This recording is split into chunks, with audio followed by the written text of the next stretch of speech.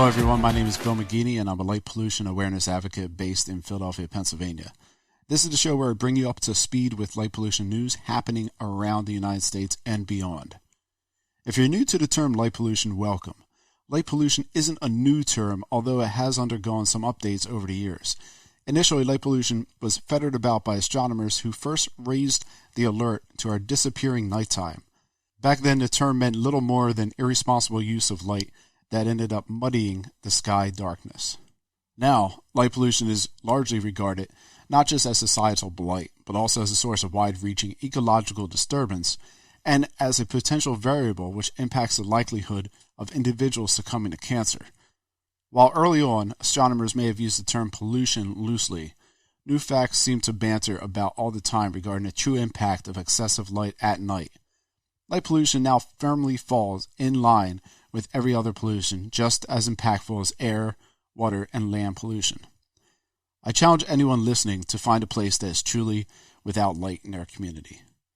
A place that isn't hidden under the canopy of trees or the darkness of a closed-off room. Light is so pervasive that it's not uncommon for urbanites to feel a sense of fear even when there is light, albeit at a much lower level. This podcast isn't going to be answering the whys of light pollution. There's actually a very good podcast for that already called Restoring Darkness. I recommend you take a listen and learn more about this issue.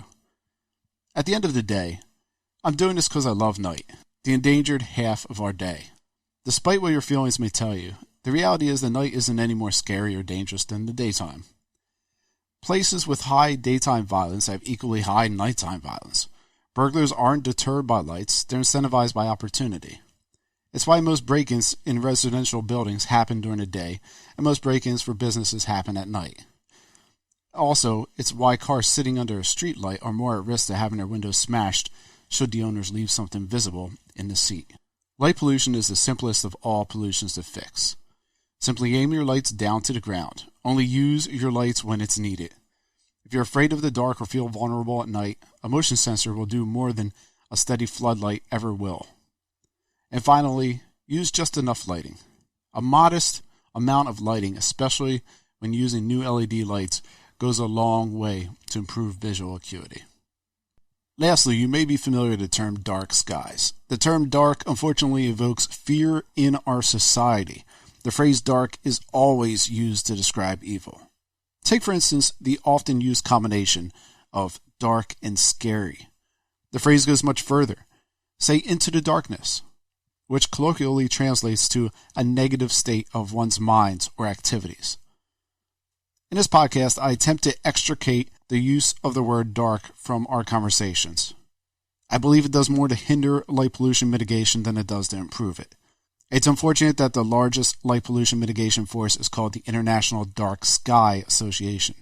Due to the societal overtones with the word dark, I will hesitate to use it in conversation on the show. Rather, in place, I prefer to use the term starry skies.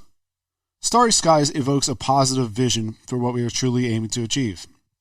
Protection and recognition of the second half of the day, night.